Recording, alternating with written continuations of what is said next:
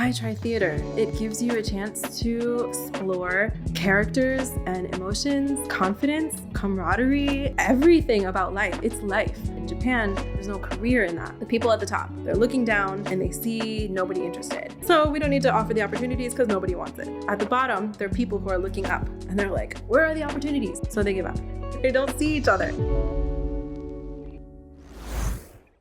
Hey there, and thank you for tuning in. We're excited to bring you another great conversation today. If you like the show and want to support us, please hit the subscribe button so we can keep bringing you great content week after week. And if you're feeling extra generous, give this video a like and share your thoughts and comments down below. Thank you so much. And now, let's get into it.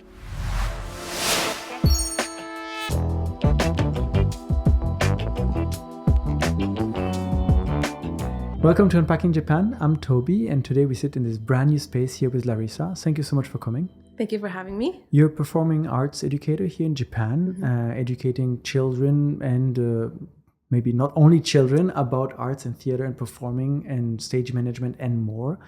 And I want to know all about this and how theater is developing in Japan. But first, let's go back a little bit and tell me about what brought you here in the first place. Okay, what brought me to Japan?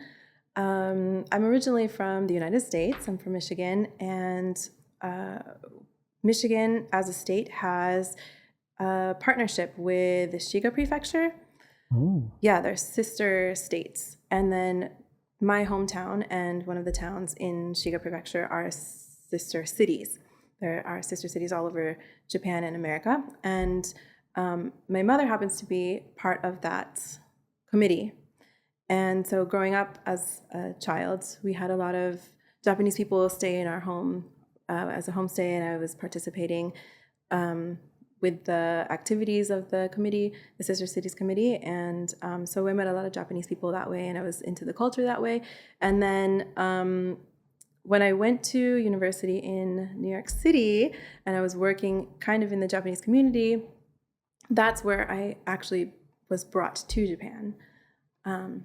That's super cool. I'm very curious about the sister city system because growing up, I've seen it everywhere. Oh, really? In France, we have signs sometimes when you drive into a town and you've got the town's name on a signpost. It says, this city is partnered or sistered with blah, blah, blah in this country, this country, this country. Yeah. But I never knew like what actually happens. Does it just say we're friends, or is there like an actual exchange done in some shape or form? Yeah, there's actually exchanges that go on, for example, with where I'm from, it's an education exchange and political exchange too. So when my mother started with the committee, it was school systems. So she was a teacher, and the teachers came and stayed with us and saw how all the schools worked in our area. And then my mother and some other teachers went to Japan, went to Shiga and saw their schools, and then they kind of collaborated that way. And there's also like goodwill mission trips and other kind of sometimes ambassadors from government positions will come from Shiga into Michigan and vice versa. So yeah, that's really cool. Yeah, it really is. There's lots of events going on all the time. And your connection to Japan really strengthens when you went to university and you kind of were part of this Japan community. Yeah. When came the time where you started thinking, oh, maybe I want to go there. I want to also move to Japan and experience it for myself?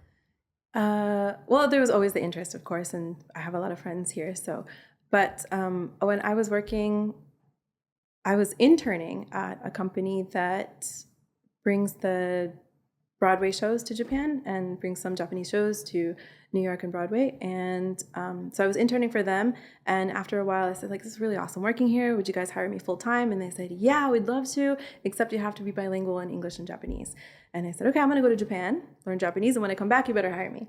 And then I came to Japan and I never left. So that's what happened. Having grown up kind of surrounded or with a lot of direct connections to Japanese culture and Japanese people, do you remember the first time you actually came here and what it was like for you? Yes, I remember. So I came in 2012. That was the first time I came. And I was picked up by my new boss because I was coming to work. So he met me at the airport with my homestay mother.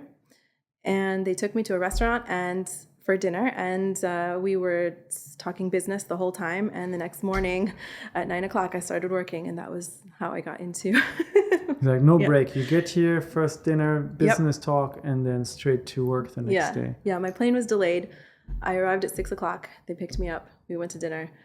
We were talking business the whole time. Tomorrow you're going to start like this and this and this. Then I went to sleep at her house, and then I went to work every day after that. Where in Japan were you? That was Osaka. Oh, you were in Osaka. Yep. So now you're kind of back home in a way, being in our studio. Yes. Yeah. I love coming back sometimes to kind of, hearing the Osaka band and yeah. You said that your reason for actually coming to Japan or making the move was you wanted to get this job connecting Broadway or shows, American shows in Broadway with shows here in Japan. Mm-hmm. And so you came to learn the language. Yes. So do you always have a background in theater already back in the States and working on stage and connecting with shows? Yes. I have a bachelor's degree in stage management, tech design kind of stuff. So in backstage theater. Mm-hmm. And then I was working in New York and Manhattan in the theater industry, and then I was interning for that entertainment company. So yeah, I have a lot of experience doing that. But when you came here, you didn't work immediately with something related to stage management. Oh yes, it was. I came specifically to work for a children's theater company. Oh, mm-hmm. How cool is that? Yeah, their reason for hiring me was because they were like a school that wanted to become a more professional education mm-hmm. institution, I guess. So they were going to use me with my practical experience to kind of elevate their education program. So I don't really know how to start this conversation with theater because I think there's many ways we can go into that. Yeah. But let's start broadly. And you having this theater experience and having seen shows in the United States mm-hmm. on Broadway and elsewhere, I imagine, and coming to Japan to work in theater, what was your first impression of the theater scene in Japan? Oh, gosh. Well, there are some similarities and there are some differences, but there are a lot of different types of theater in Japan, which is a little bit different from Broadway, for example.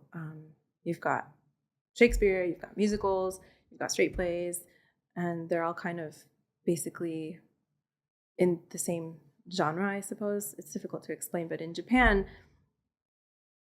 everything is sectioned into its own niche genre.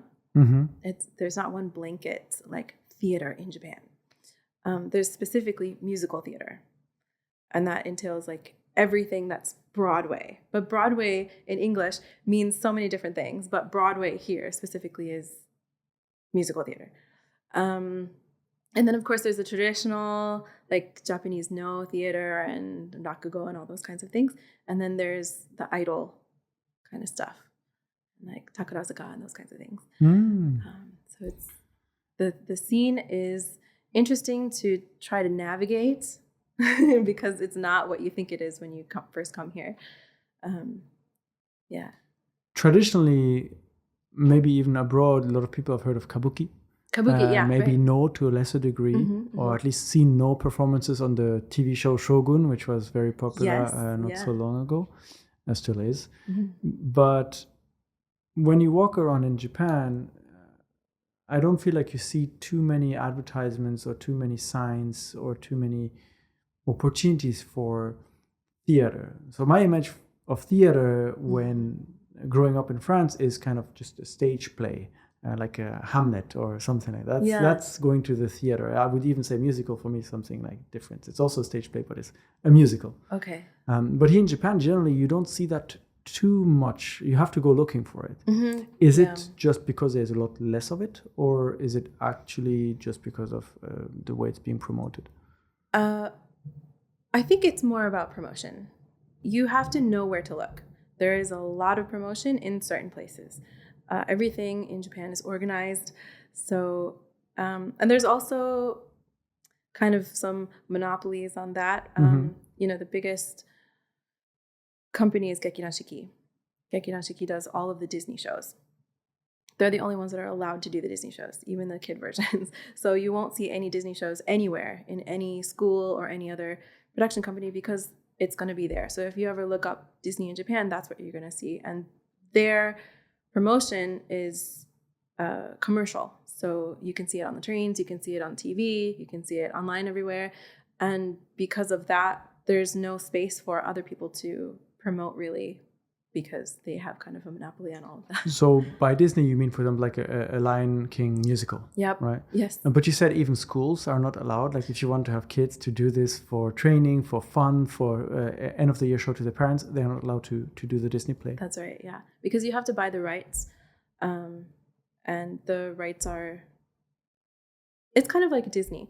Disney all over the world is owned by Disney, but the Disney in Japan is rented. It's not owned by Disney. It's owned by the Oriental Land. So it's kind of the same thing. Any Disney shows, even the junior versions, we can't buy the rights for them because they're exclusively rented to that company only. So for big plays with big names that are like, let's call them branded, they are assigned to big companies that own the whole management rights to produce them. And then maybe for smaller plays, do you have to go look to your local theater, and maybe a troupe will have its own kind of interpretation of a Hamlet play and do it there? Yeah, that's right. Yeah.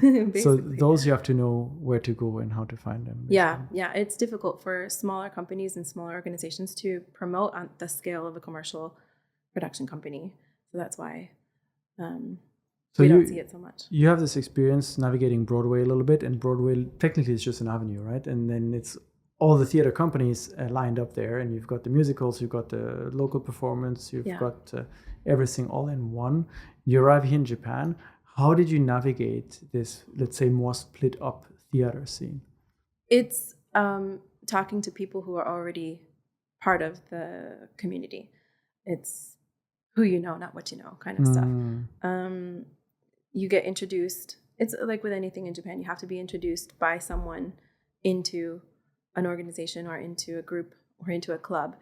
So it's a lot of networking. And because I came here specifically to work for this children's theater company, they already had connections. So I was able to get connected with other schools and companies and then branch out that way.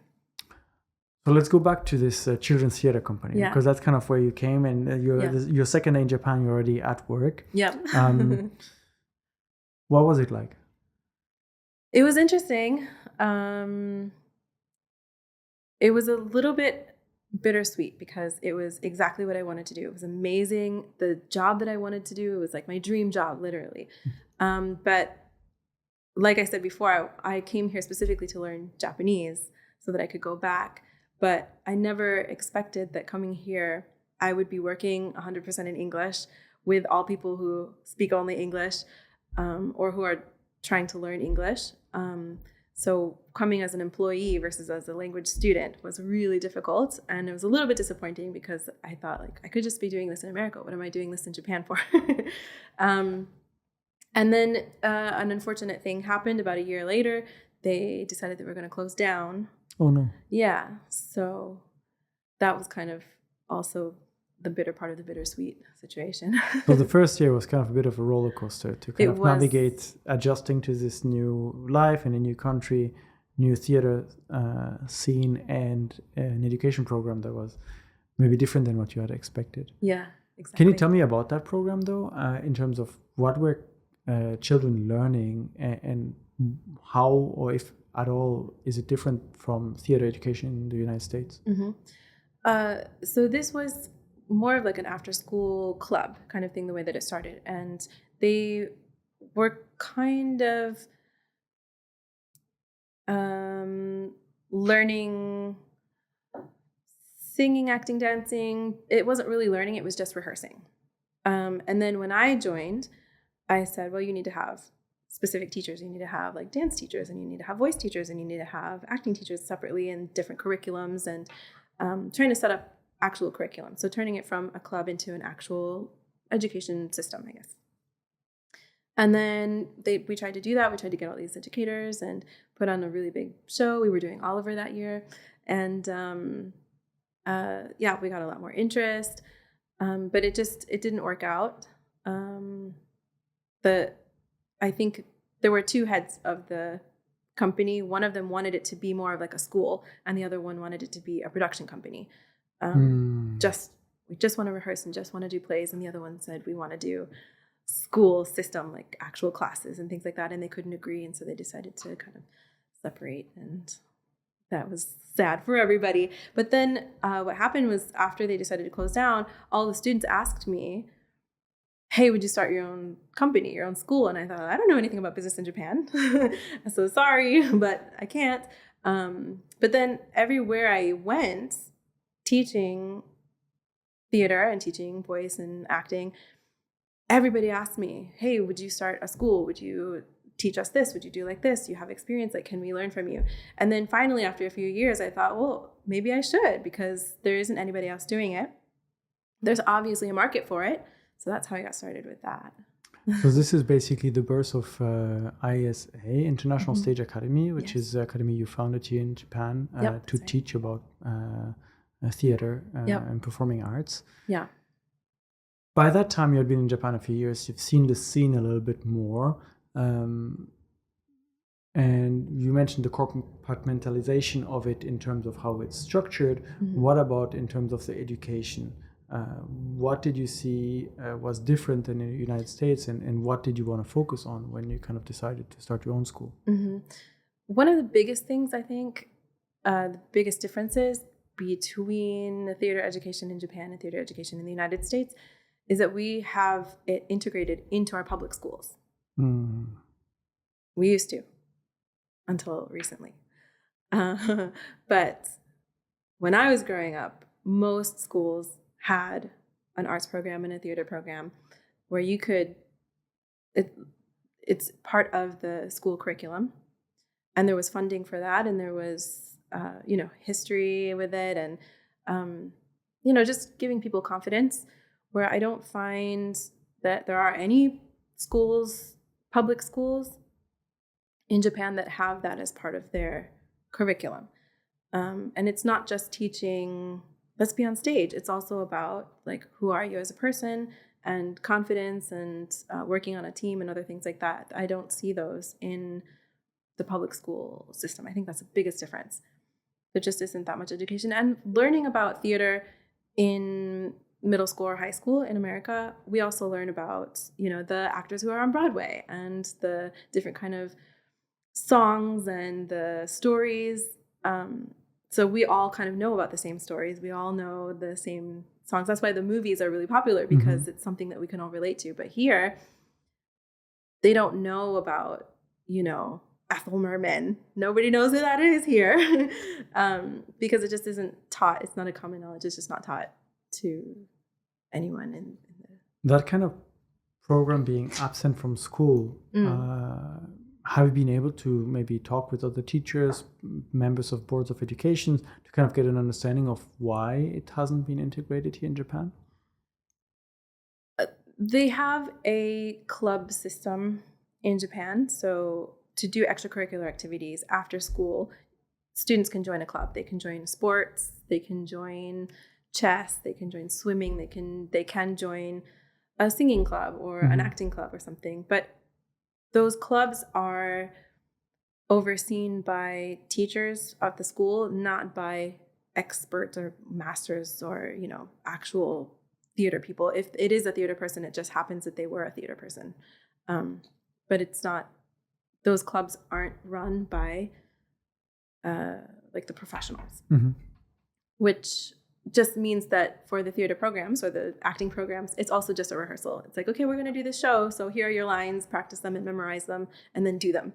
There's no work on the character or how to sing properly or, to do the dance. It's just follow the choreography, and there's no building of skill there. Follow the drills, repeat the drills, but no practice, so to say. Right. Yeah. If I think back about my education in France, we also have extracurricular activities that are usually in private clubs. So for people that want to do theater, we would go to the theater school and have maybe a lesson in the evening and maybe performance at the end of the year and so on. Kind of similar to the school you came to teach at, I would imagine. Is this common in Japan, or was this like a very unique school of which there are maybe not that many? I think, well, common. For example, in Japan, there are a couple of schools like that, but just a couple. So again, there's that monopoly kind of thing. There's one school that has classes all over. So it's common for that school. Like a big chain school. Right, yeah. And everybody knows the name of that school. Everybody knows that, oh yeah, if I want to do it, I can go there. But it's not common to find other companies in that way. So if we think about the professional scene in Japan, there are musicals, there are plays, both Western style and traditional kabuki and no and so on. Where do those professional performers get their education from? The companies that they work for, that they perform with. For example, I was talking about Gekidan Shiki before. It's no secret that they have their own training program. So what they'll do is they'll audition you to join their company, and then you go through rigorous training and the rehearsal process, and then you get assigned a role, and that's the role that you play at their company for whatever show. Like, okay, you're going to be in Aladdin, you're going to be in Beauty and the Beast, and then that's what they are. And that's where they get their training. There's no training beforehand. I mean, there are like ballet classes by people who were professional ballet dancers, and then they have a ballet school, and now you can go learn ballet, but they're not connected to those companies. You can just learn on your own, and then you can put it on your resume, but it's not necessarily something that the companies will say, oh, I see that you studied this and this and this. It's more like, okay, you're flexible, so you can join us. You know, you can smile on stage, you can join us, and then we'll teach you how to be performers at this company. That's interesting. So basically, up until the point where you get hired by this major company, it's kind of, you have to figure it out yourself more or less, maybe with some help here and there, but you don't get like professional level music classes from a young age, the equivalent for art. Right. It's not like streamlined. There's, things like Takarazuka Review. They start them young. They do have a younger one. I think it starts at 16. Don't quote me on any of this because I don't work for those companies, so I'm not 100% sure. But I think the Takarazuka Review, they have a younger training program. And then when they graduate from that, they can audition into their bigger program. So with all that knowledge and all your experience, you kind of identify a niche in the market for yourself. Yeah. And you started International Stage Academy. What was your dream for this? What did you envision when you decided to, okay, I'm actually going to establish this here? Right. The dream actually comes from the students. I'm offering something that they just kept asking me for. I think one thing that they want to do is they want to perform as if it's Broadway, or they want to actually go to Broadway to perform. And because it's so different and it's so culturally different as well, the way that teachers teach in Japan is completely different from the way that teachers teach in America or in Europe or any other country. So what my program does is give them experience as if they were training abroad, so that when they actually go abroad, they're ready to compete with the other people who were born and raised there. What kind of program is it? Like if I were to sign up today, is it like a 1 year, 2 year, 3 year kind of program to follow? Or is it more depending on where they are on their journey of learning theater and what they need to get to the next level? Yeah, right now, it's kind of just an ongoing thing. My goal is to make year programs, and I want to have a certification program so that when they graduate from my training, then they can have a certificate and they can put it on their resume, and then when they go abroad, they can say, I studied there, and then everybody can say, oh, they studied there, so they must be ready. So how do you go on to do that? Is there a specific system in Japanese bureaucracy for you to go through to establish a performing arts school or education program and get it certified in a way that you can provide a degree, so to say, that people can use and can be recognized? No. No, because I'm not basing it off of the Japanese education system. It's not a school, it's not an academic school that needs to be approved by the Japanese academic Ministry of Education. Exactly, yeah. Right. Someday I would like it to be, but I don't think it's feasible right now because it's not something that they want, that the government wants. It's not a program that they're willing to fund or that they're willing to look into. because I've asked.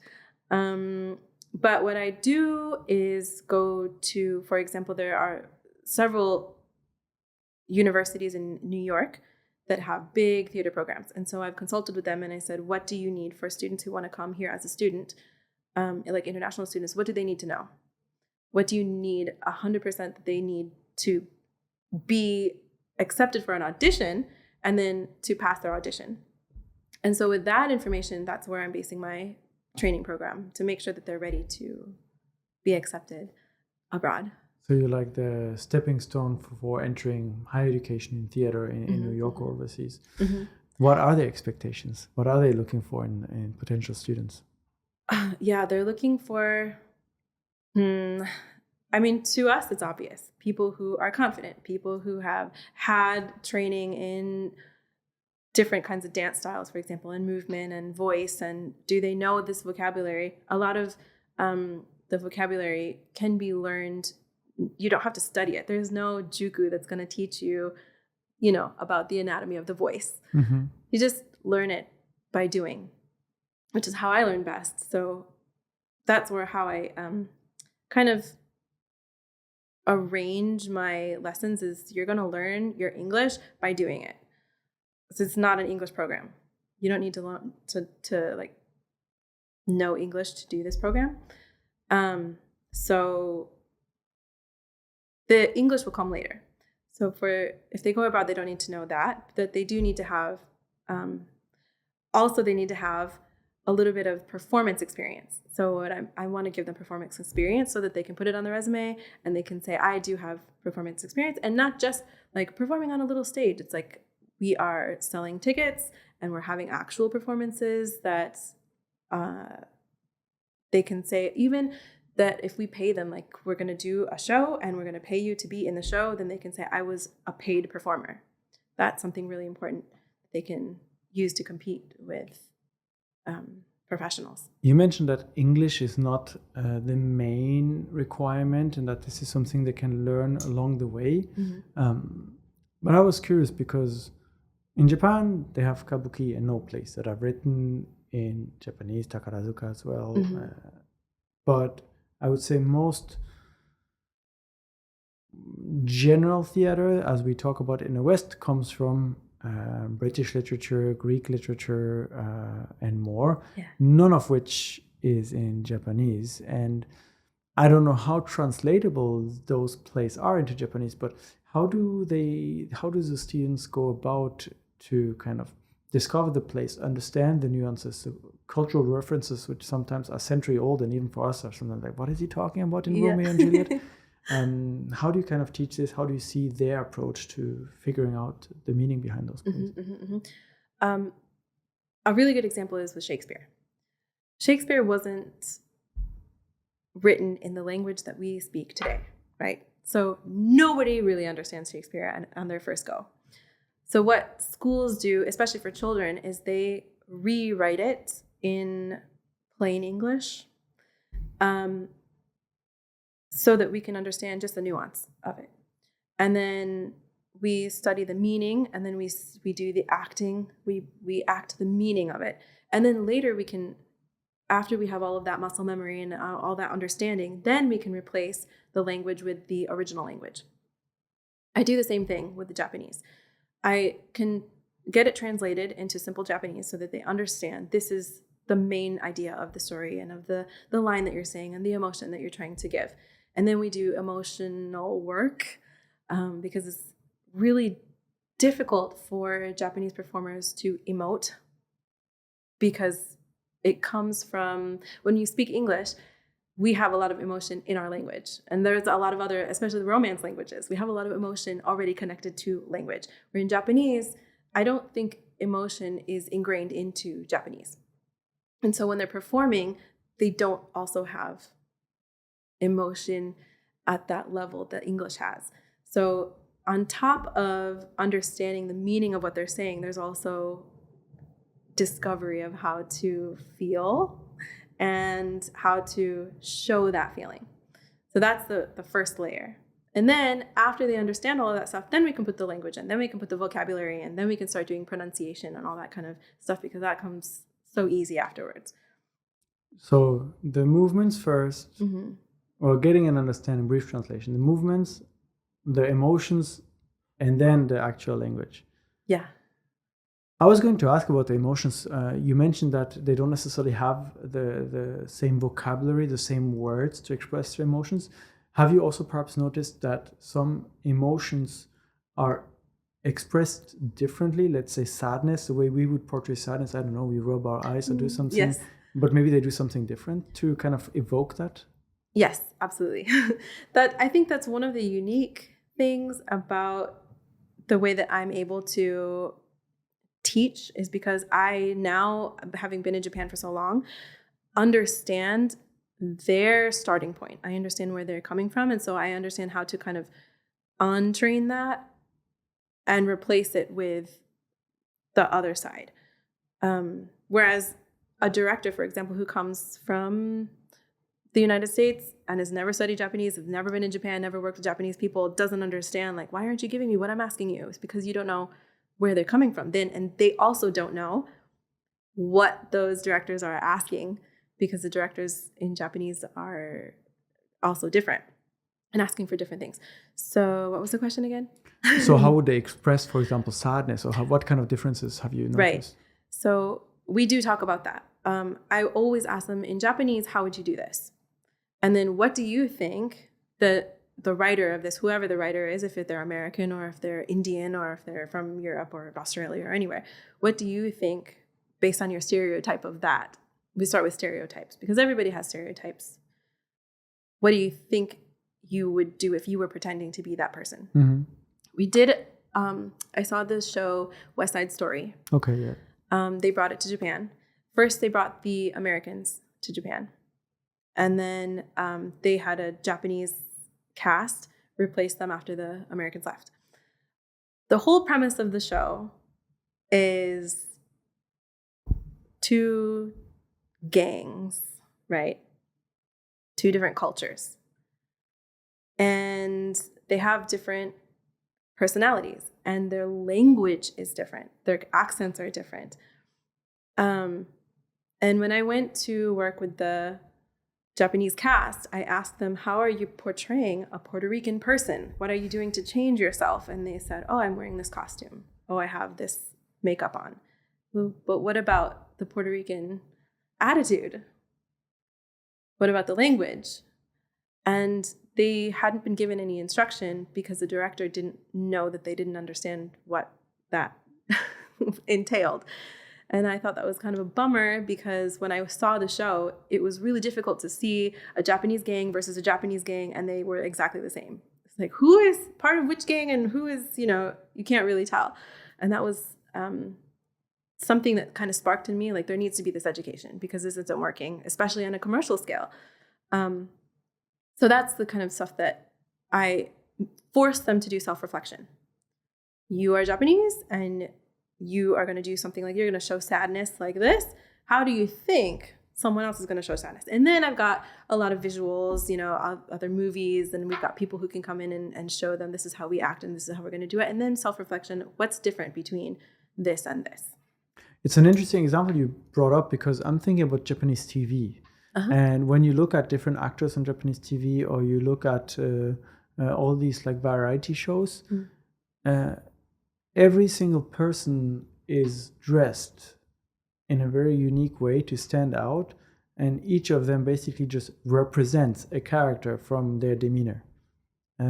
They are dressed like this to represent this kind of character, and it kind of plays into this. Well, I'm dressed like this, and therefore I'm the Puerto Rican gang member. That should suffice. But exactly.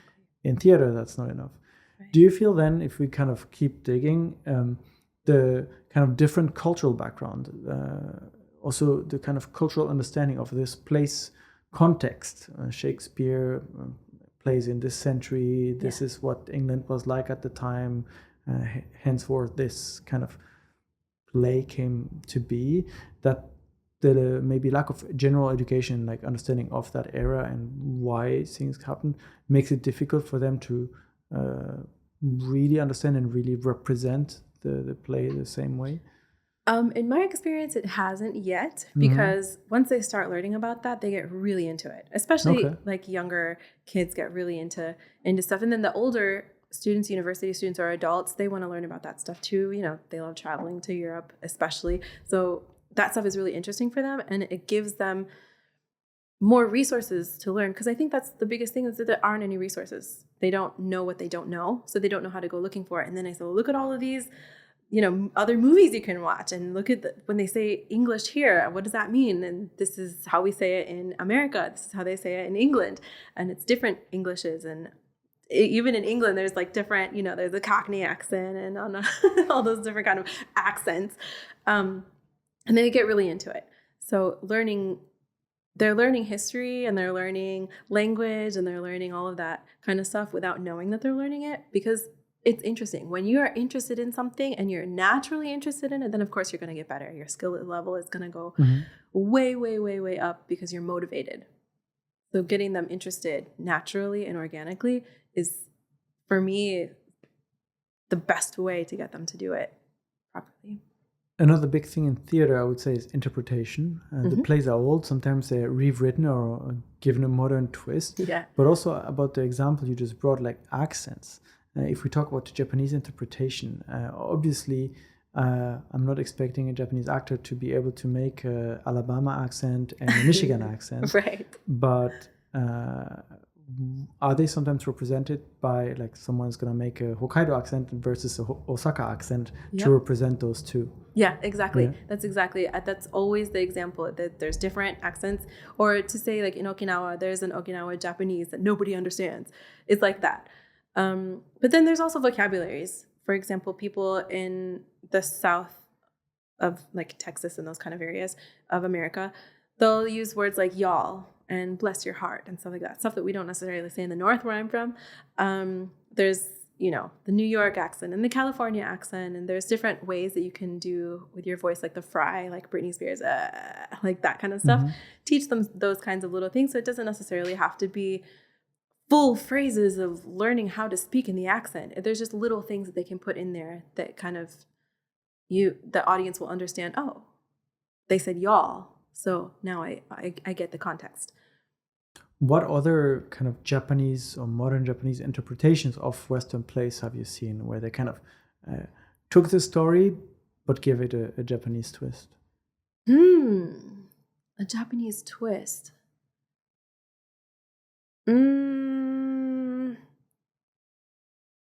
For example, I don't know if this has ever been done, but I'm thinking Romeo and Juliet. If you suddenly take, I don't know, like a guy from a rural area and like a princess in Kyoto, and they kind of, I don't know, do the story this way, setting in Japan and so on. But the storyline is the base, and it's obviously inspired by that. I don't know if this is being done at all. No, in Japan. I haven't really seen any kind of interpretation like that. Although that's a wonderful idea, and I love the thought of that, because there aren't that many Japanese shows about Japan, right? There aren't. One of the biggest conversations in the recent few years in the theater world is that, for example, the West Side Story, the Puerto Ricans, should be played by Puerto Rican actors. It shouldn't be other people playing Puerto Ricans, because it takes jobs away from the Puerto Ricans who don't have any other roles in plays. Because you wouldn't expect the reverse of a Puerto Rican playing a role like Romeo, who's a white guy in ancient England. Things like that, yeah. Which is why I think Hamilton, for example, is widely known. It kind of changed everything, because anybody can play any character. Anybody can play George Washington, even though he was an old white guy.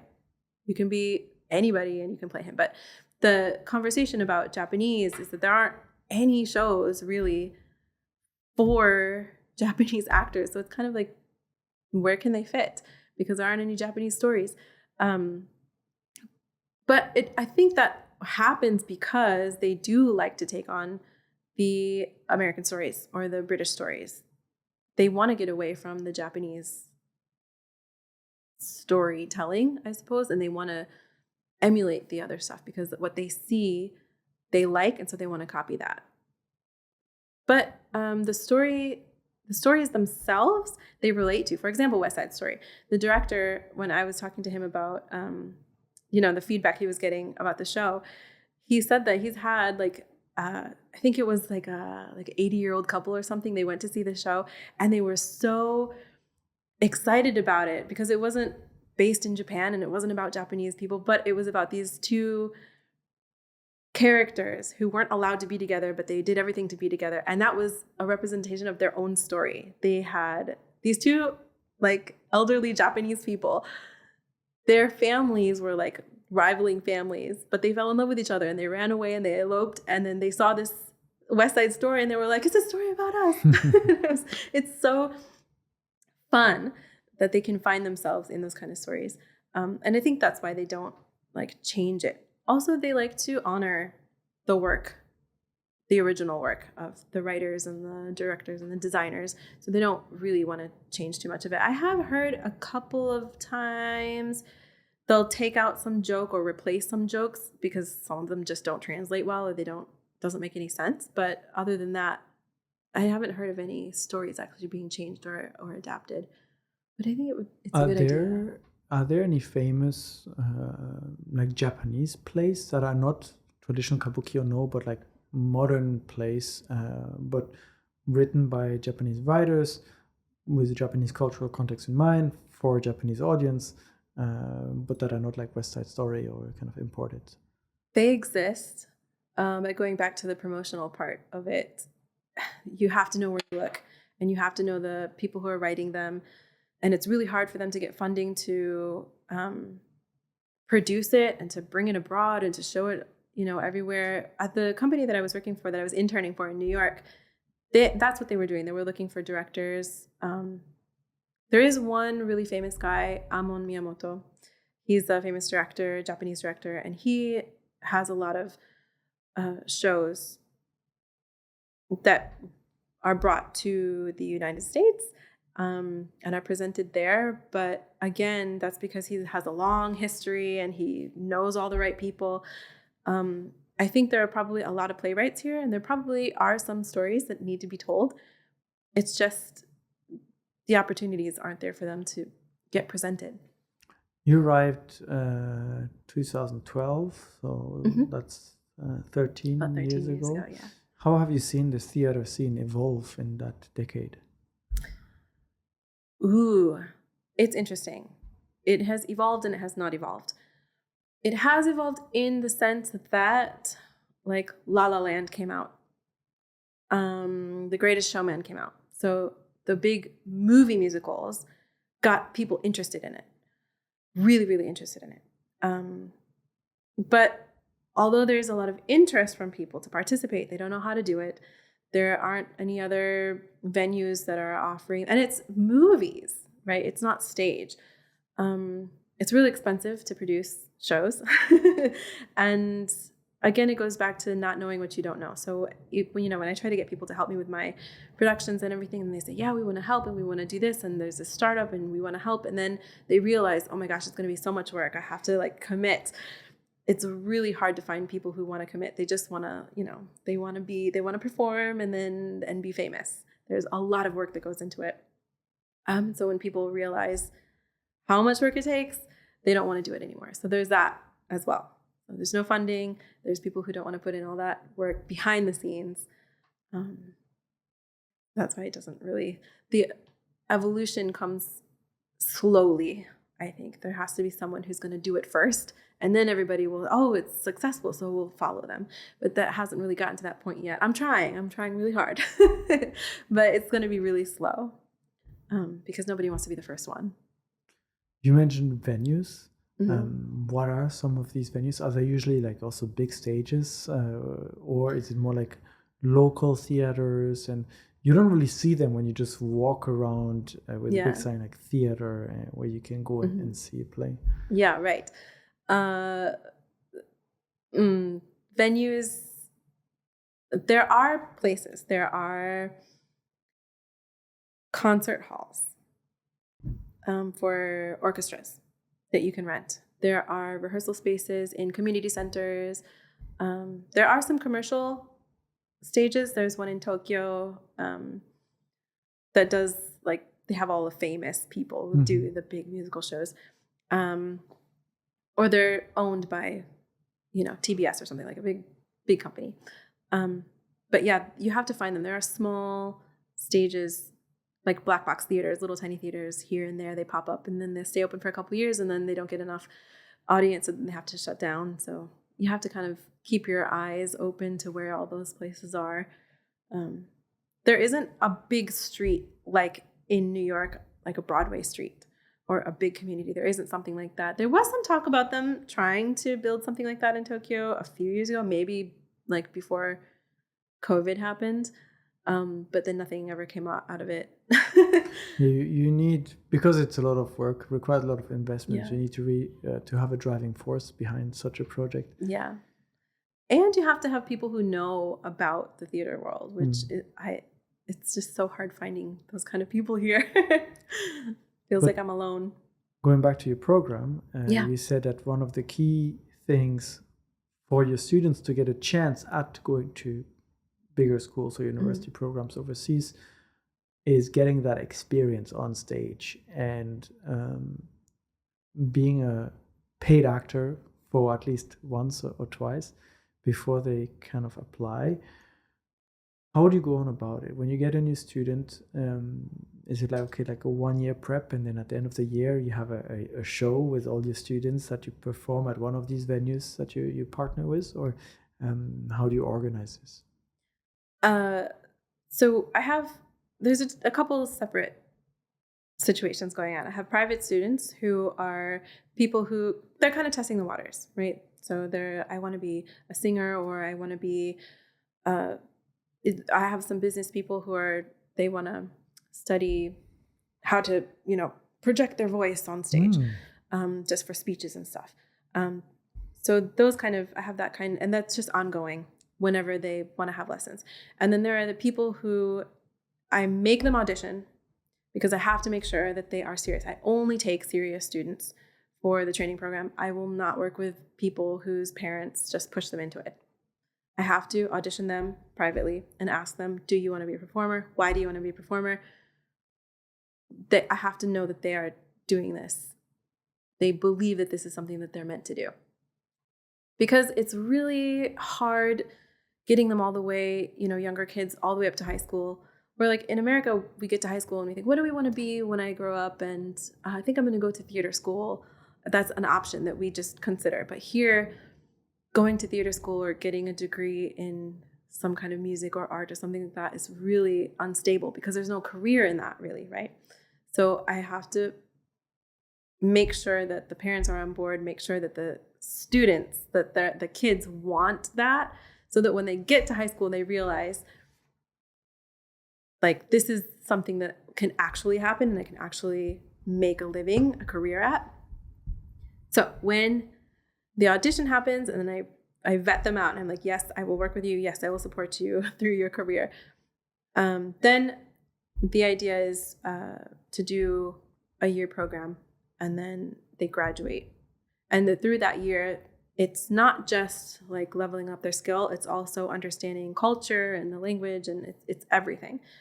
And some people can't commit to, once a week or something. So 1 year, I guess, there's a certain amount of hours. I guess it's after hours that takes for them to understand. And I'm not going to give them the certificate just because they finished all those hours.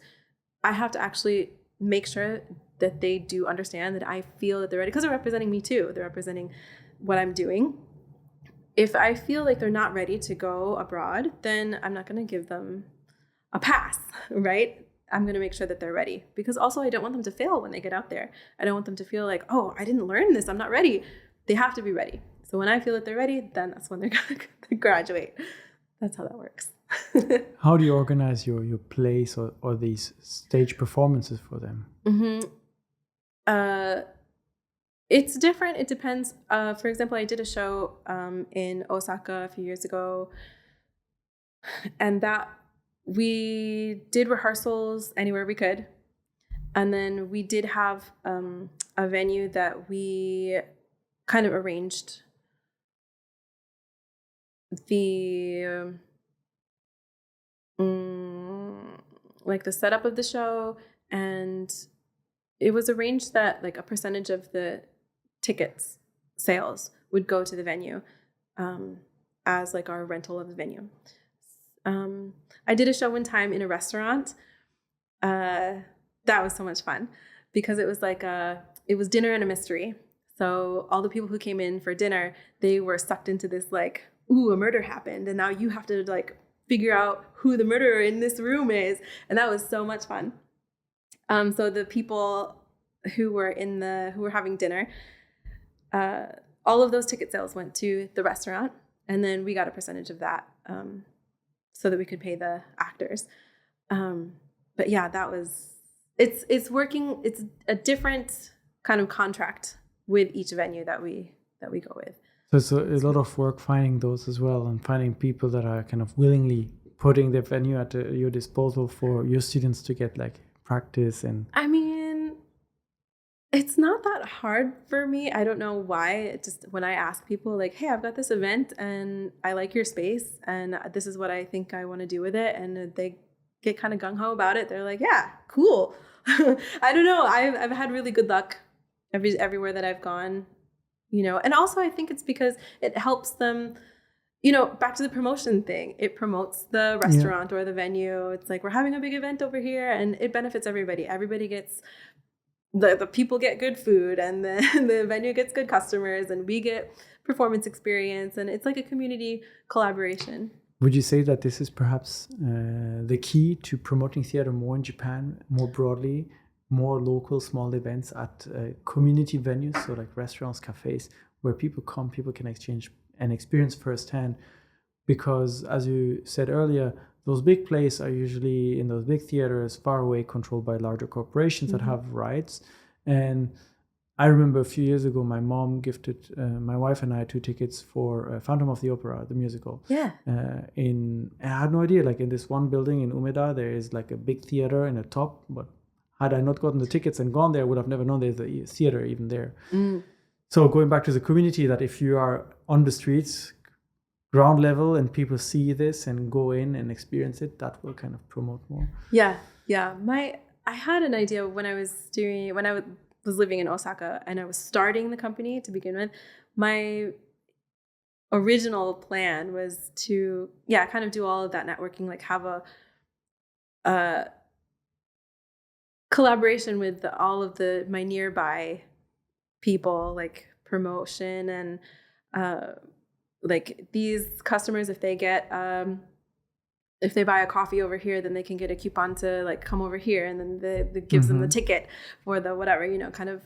I wanted to start that, and then I don't know, things happen, COVID happens, and then that stuff doesn't work out. But yeah, the community, I think word of mouth has always been the best form of advertisement, right? Word of mouth, just people communicating with each other, like, oh, I went to see this thing and it was really awesome, or like, let's go together, kind of stuff. I mean, having commercial promotion, obviously, TV and newspapers and radio and social media now, all of that, of course, it's all in your face, and of course, that's how you're gonna see it visually. But to get a firsthand experience from someone else is obviously the best way.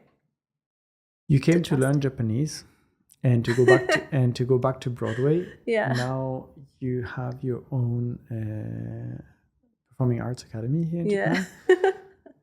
When was the time for you where you said, "Oh, I'm gonna stay here. I'm not going back to Broadway. I'm gonna send people to Broadway"? That's a really good question. After I did a couple shows in Osaka, I guess I felt a little overwhelmed. And I thought, I don't know if this is what I want to do. And maybe I had just been in Osaka for a long time at that point. It had been probably 5 years. I had been there, and it was just kind of going slow, and I really felt like I want my career to go somewhere else and do other things. And then I was introduced to my husband, and his job was relocating him to Tokyo. And so I said, oh, maybe I'll try Tokyo and just see if that does anything. And then COVID happened, and then I was stuck. And stuck in Yeah. Tokyo and no theater and no going out. Yeah. But it did offer me a little different experience. I became the regional editor for Broadway World, which is an online magazine for Broadway. And then I started like a Japan section region. And so I was able to go to some of the performances and their rehearsals like before they open, and interview the directors and interview the actors. And I got to meet a bunch of really cool people and talk to them about their experiences. And that kind of rejuvenated my, like, oh yeah, maybe I can do this. Maybe now I get it. Maybe the market is still there and somebody needs to do it. It needs to be done. And I think I'm the only one who can do it. Well, you've got a big mission ahead. Yeah. What are the next big steps for you then with ISA? Next big steps. Yeah, continuing what we're doing, basically. I would like to do a big workshop. What I was trying to do before COVID happened was bring some teachers from Broadway here to do workshops. Now with the political climate in the United States, it probably won't happen for a while, but maybe probably do some Zoom workshops maybe. And I'm thinking about doing probably this year or next year, a big workshop, because now I'm getting a lot of interest where it's hard for me to have private students because it's just like, it's all the time. People are interested now. So I want to have a big workshop where everybody can come, and I'll do like basic training and then like pull the serious people from that. So yeah, there's some stuff in the works. Yeah. Those directors, actors you got to interview for Broadway World, are they in a way kind of also interested in supporting the educational part of theater? Are you able to work with them, with your students? Yes, actually, I talked to a lot of them about it. I said like, hey, you're famous. I would love if you could come and like teach my students, or talk to them, or just lecture if you don't even want to teach. And a lot of them are interested. But performers are contracted to their corporations, and you have to go through their managers, and their managers don't understand the importance of it. Their managers are the ones who determine whether it's worth their time and money or not. So so far I haven't been able to get anybody because it's difficult to explain to people who they don't know what they don't know. Besides the actors and the directors, you have to appeal to the managers and the corporations first, which is something that I have tried to do. And I've talked to really high level members of those corporations. And there is a little bit of interest. They kind of like, yeah, it's a good idea. I see, I understand. And, they get it. And I talked to someone who actually went to like theater school in the US and is now one of the top producers here in Japan. And this person agrees that there does need to be more education, and there does need to be a better training program. And they do have the capability to offer those things, but they won't. And it's so frustrating because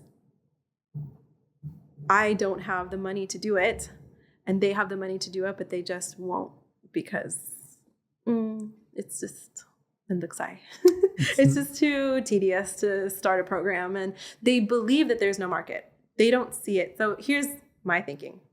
The people at the top, they're looking down and they see nobody interested because there's at the bottom, there are people who are looking up and they're like, where are the opportunities? There's no opportunities at all.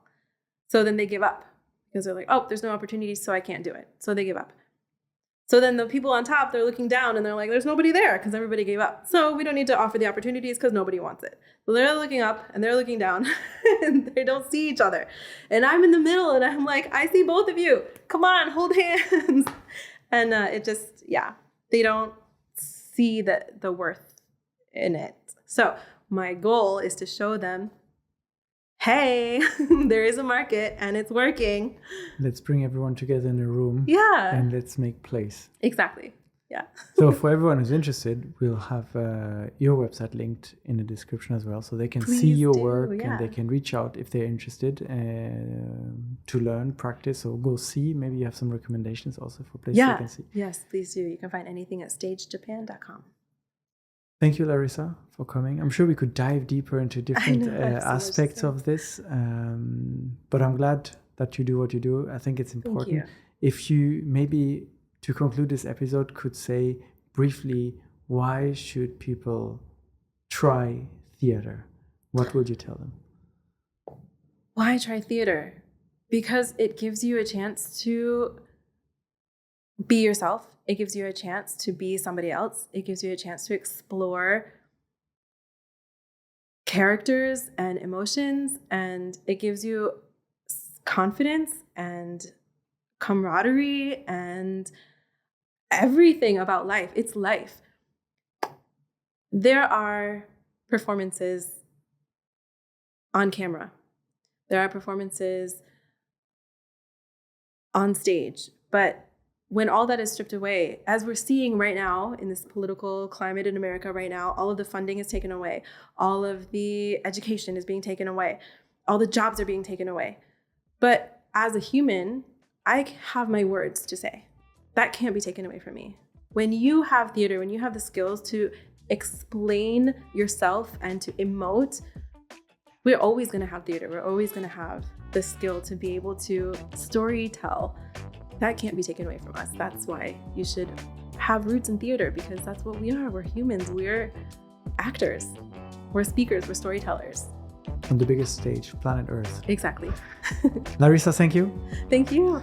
Thank you everyone for listening and watching. This was Unpacking Japan in our new studio, and we'll see you again next week.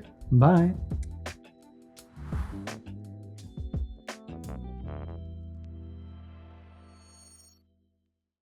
Thank you so much for joining us today. I hope you enjoyed this episode as much as I did. Please hit the subscribe button so you don't miss out on future conversations. And we'd love to hear from you. Share your thoughts in the comment section down below. And if you enjoyed this episode, here are a couple more that we think you'll enjoy. Thanks again for your support, and we'll see you next time.